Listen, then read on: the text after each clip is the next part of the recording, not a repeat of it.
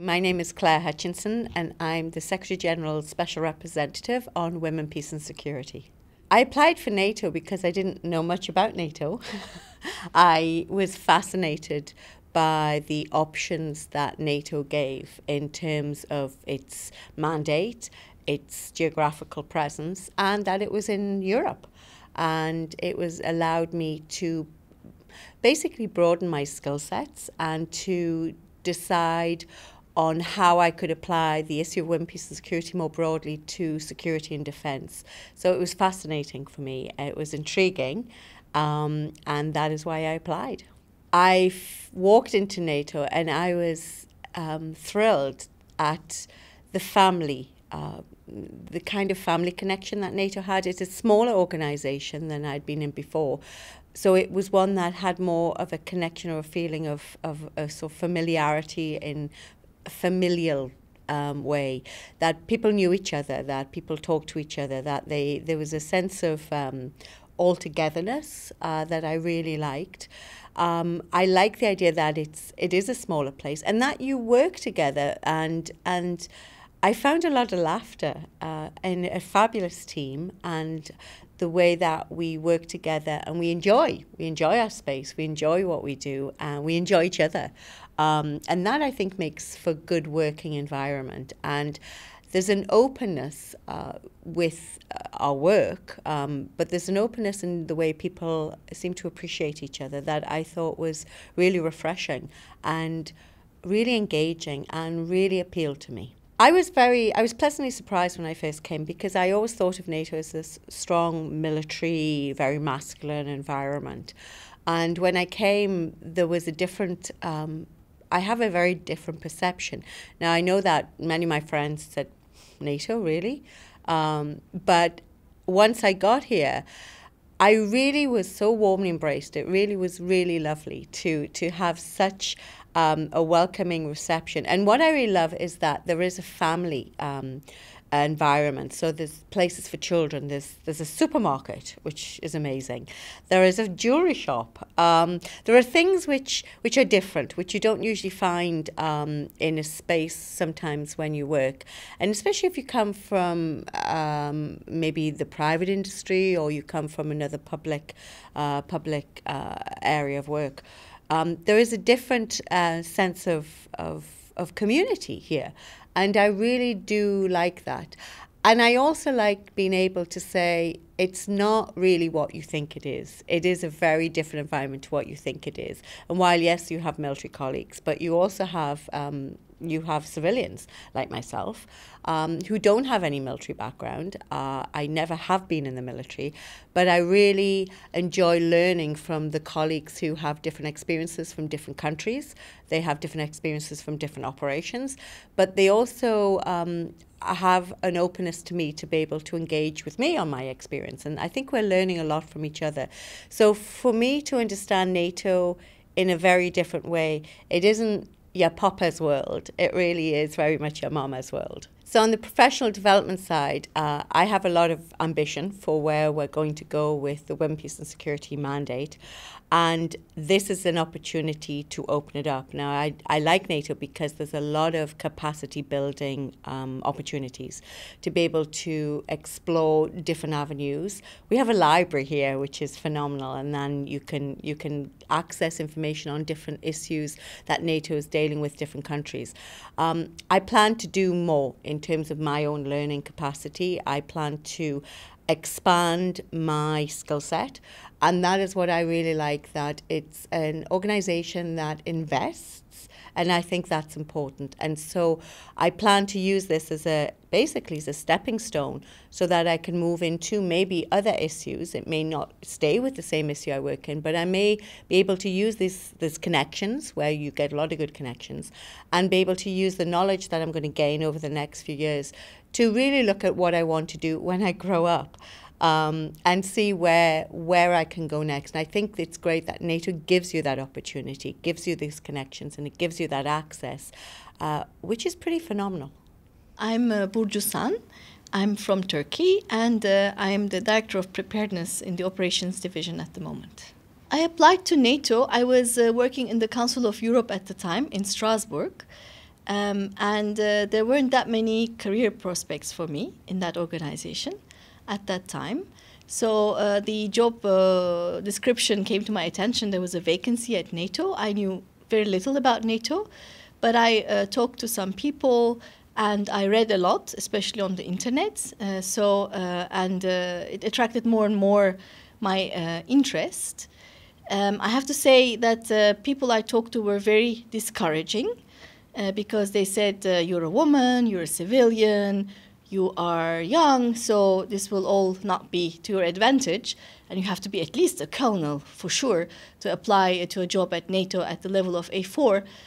But in the end, I decided to apply. I got a lot of support from my boyfriend, now husband, and so I decided to listen to his encouragement rather than other people's discouragement, and so I applied. And NATO was appealing to me because of the vacancy notice. The job description looked very, very interesting, and it was at a rather high level, A4.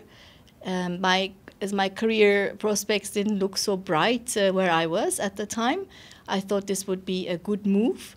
And I didn't know how long the employment would last with NATO, but I thought it would give me excellent exposure and experience, however long it would last. I started working here, and within a week, I was told I should go and brief the Secretary General on Bosnia. That was my file at the time. So I was surprised because in all the organizations I worked before, like the European Commission, the European Parliament, or the Council of Europe, this would not have been possible. I have never seen the Secretary Generals of those organizations, let alone the commissioners. So I was very, very positively surprised, and I realized that NATO, against all my expectations, was not that much of a hierarchical organization at all. I had also been led, or let's say misled, to believe that being young and a woman and a civilian would not be welcome at NATO. But in fact, to the contrary, I realized that there wasn't that much prejudice in NATO on those counts. In fact, probably less so than in other organizations I worked in. And I also realized that despite the prejudice almost everybody is supposed to have, or seem to have, NATO is in fact led by civilians, and the headquarters is a political organization. I'm very happy about my career at NATO. First of all, I find it very much intellectually stimulating. It's very interesting content-wise. It's always linked to current world affairs, so you never get bored. It is, of course, very well paid, which always helps. Then I think NATO, the international staff, is very small. So if you really put your mind to it, you can make your mark. And you're not lost among, thousands of bureaucrats, for instance. And also what has been very good for me at NATO is that I was able to progress in my career. I moved both, let's say, horizontally and vertically. I worked in 3 divisions and the Secretary General's office as well. And now I'm holding my 5th position at NATO since I started 20 years ago. So that was a very positive experience for me. My advice to potential candidates would be not to listen to discouragements and not to give in to prejudice. NATO is a very good employer. It takes care of its people. It does not judge its people. And as long as you are making a contribution, you are a very welcome addition to the international staff. When I decided to apply to NATO, I wanted to first learn as much as I could about the organization. I was not familiar and I'd never worked at NATO before. So I did research, both online, but then I also used my mentoring and networking skills to go in and talk to people who knew about NATO and had worked at NATO to get a feel for what NATO was doing, what are the new challenges, what are the new issues, so that I felt I was more informed before applying. What attracted me to NATO was, one, the complexity of the mission, the size of the organization, and with 25 years in government experience, I was ready for a new perspective, a new challenge, but using the expertise that I have had over the 25 years that I've been in government service. When I came to NATO, I was looking for a new perspective. NATO has different challenges than what I had been faced with in the past. And I wanted something that was going to share a new experience, something that I could take my expertise and influence, potentially drive, but I wanted to expand my horizon. I am a learner, and I wanted to focus on that. What surprised me was the size and the scope of the NATO mission.